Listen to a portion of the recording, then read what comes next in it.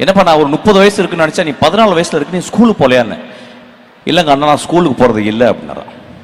அதெல்லாம் வேணாம், முதல்ல நீ ஸ்கூலுக்கு போ, அதுக்கப்புறம் தான் அரசியல், அதுக்கப்புறம் தான் போராட்டம்னாரான். வீட்டுக்கு வந்துட்டாரான். அண்ணா சொன்னதை தட்ட முடியாது. ஆனால் வீட்டுக்கு வந்து யோசிச்சுட்டு, அண்ணா சொன்னதை தட்ட முடியாது, ஆனால் நான் தட்டுறேன், அது அண்ணாக்கு தெரியாமல் இருக்கட்டும், கடைசி வரைக்கும் அவர் ஸ்கூலுக்கே போகலையும். அவர் ஸ்கூலுக்கு போகாமல் வாழ்ந்ததுனால தான் நீங்கள்லாம் ஸ்கூலுக்கு போகிறீங்க.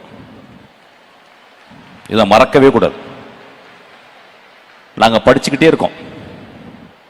நான் இப்போ காரில் வரும்போது ஒரு பஸ் போகுது. அந்த பஸ்ஸில் திருநங்கைகளுக்கும் திருநம்பிகளுக்கும் ஒரு திட்டம் அப்படின்னு இருக்கு, சிறகுன்னு ஒரு திட்டம்.